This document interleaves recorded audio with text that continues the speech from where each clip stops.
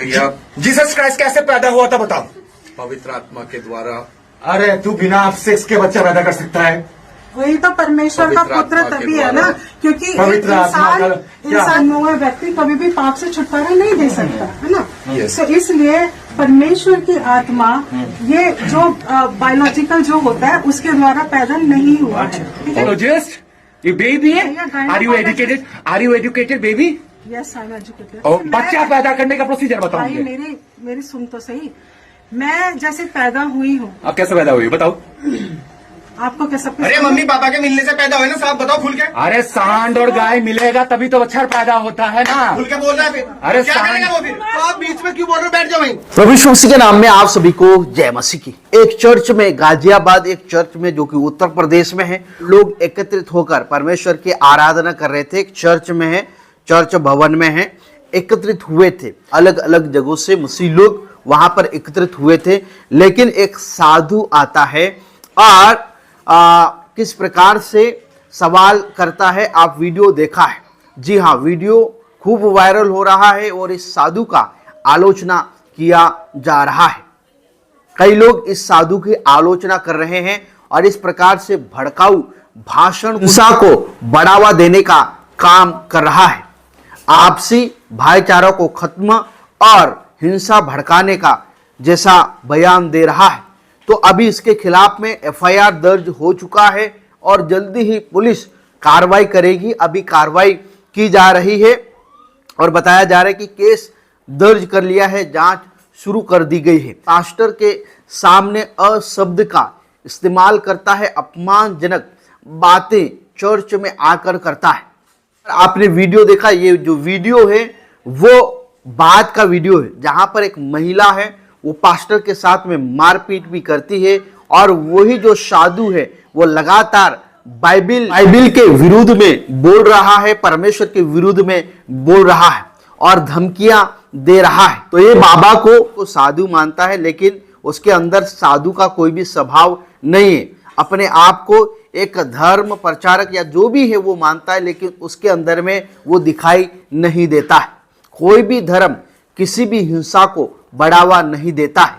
और चर्च में आकर गुंडागर्दी करना, धमकी देना और बाइबिल और यीशु मसीह और मरियम के विषय में अपमानजनक बातें करना और महिला के साथ अपमानजनक बातें करना, पास्टर के साथ में इस प्रकार से व्यवहार करना आपने वीडियो में देखा है। तो कई लोग बोल रहे हैं कि प्रभु उनको माफ करे, उनको माफ कर देना चाहिए। मसीह लोग उनको माफ कर दिया है, जी हाँ, लेकिन उसके अंदर जो स्वभाव है उसको निकालना बहुत जरूरी है। साधु संत देखे हैं, महात्मा देखे हैं, लेकिन कभी भी उन्होंने ऐसा व्यवहार नहीं किया है। वो अपने धर्म का प्रवचन देते हैं और बड़ी सादगी के साथ वो प्रवचन देते हैं। लेकिन ये जो बाबा है वो डरा धमकाने का काम कर रहा है और भड़काऊ भाषण दे रहा है। इसके खिलाफ में, धर्म विशेष के खिलाफ में भड़काऊ बयान देने पर एफआईआर दर्ज हो गई है। बताया जा रहा है कि एसपी ने बताया है कि केस दर्ज कर जांच की जा रही है, उसके आधार पर आगे की कार्रवाई की जाएगी। साथ ही साथ आपने वीडियो में देखा कि किस प्रकार से एक महिला है वो सीधे पास्टर के ऊपर हमला कर देती है। कुछ विश्वासी लोग उसको बचाते हैं, नहीं तो ये लगातार ये जो महिला है वो पास्टर के ऊपर हमला कर रही है। ये उनको अधिकार किसने दिया है? पुलिस प्रशासन है और कानून व्यवस्था है, लेकिन ये खुले आम आकर इस प्रकार से मारपीट करना, धमकी देना, ये बिल्कुल संविधान के खिलाफ में है। ऐसे लोगों के ऊपर कार्रवाई होना चाहिए। मैं आपको बता दूं कि जो भी किसी भी धर्म के खिलाफ में अपमानजनक बयान देता है, भड़काऊ बयान देता है, किसी धर्म स्थल को नुकसान पहुंचाता है, धार्मिक सभा को स्थगित करता है, बांधा डालता है, तो के लिए भी धाराएं हैं। जी हाँ, इस बात को मसीह लोगों को जानना बहुत जरूरी है। भारत में अगर कोई व्यक्ति जबरदस्ती किसी धार्मिक स्थल में घुसता है, वहां मारपीट करता है, धमकी देता है, धर्म के खिलाफ अपमानजनक भड़काऊ शब्द बोलता है, तो उसके खिलाफ आपराधिक सजा का प्रावधान कानून में मौजूद है। भारतीय दंड संहिता आईपीसी और अन्य भारतीय न्याय संहिता बीएनएस 2023 में दी गई धाराएं। अगर कोई व्यक्ति धार्मिक स्थल में घुसकर मारपीट करता है तो यह सामान्य मारपीट और आपराधिक हिंसा के तहत दंडनीय है, जैसे आईपीसी सेक्शन 323, 324, 325 आदि के तहत मारपीट, गंभीर चोट पहुंचाना आदि है। धमकी देता है तो भी आईपीसी सेक्शन 506 के तहत सजा हो सकती है, 2 वर्ष की सजा या जुर्माना दोनों हो सकता है। धार्मिक समारोह में, धार्मिक सभा में या पूजा में शांति भंग करना, उसको रोकना, स्थगित करना, यह भी एक अपराध की श्रेणी में आता है।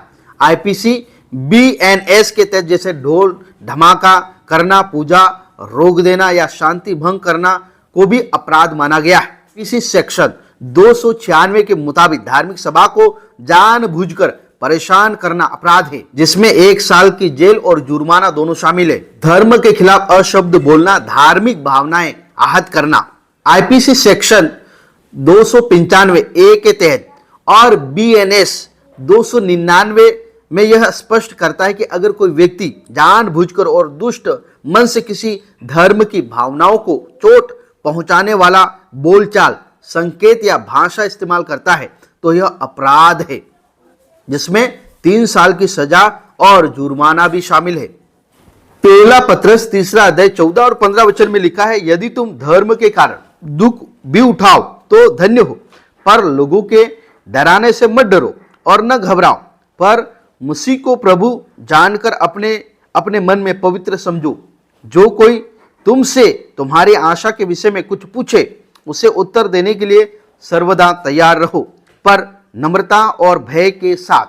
मत्ती रचित सुसमाचार उसका 5 अध्याय 10 वचन में लिखा है, धन्य है वे जो धार्मिकता के कारण सताए जाते हैं, स्वर्ग का राज्य उन्हीं का है। बताया जा रहा है कि सोशल मीडिया पर धर्म विशेष के खिलाफ भड़काऊ टिप्पणी करने के कई वीडियो सोशल मीडिया पर वायरल हो रहे हैं और मारपीट का वीडियो भी मैंने अभी आपको दिखाया है। ये वीडियो बाद का है, लेकिन हम देख सकते हैं कि किस प्रकार से वहां पर पास्टर के साथ मारपीट किया जा रहा है कि एक्स पर पोस्ट करने वाले ने गाजियाबाद पुलिस व जिला प्रशासन को टैग करके कंटेंट डाला है। वीडियो को संज्ञान लेने के बाद पुलिस अधिकारियों के आदेश पर शालीमार गार्डन थाने की ओर से सत्य साधु उर्फ अन्नू और कई अज्ञात के खिलाफ केस दर्ज कर लिया गया है। शिकायत के आधार पर पुलिस अधिकारी ने बताया है कि वीडियो में सत्य साधु और 15-20 अन्य लोग एक सभा में धर्म विशेष की धार्मिक भावनाओं को आहत करने के उद्देश्य से भड़काऊ टिप्पणी करते नजर आ रहे हैं। इस दौरान अभद्र भाषा का प्रयोग किया गया और महिला को अपमानित भी किया गया है। जी हाँ, अभद्र भाषा का भी प्रयोग किया गया है और वहां पर एक मसीही महिला थी, बहन थी, उसका भी अपमान किया गया है। आप सभी को जय मसीह की प्रेज़ लो।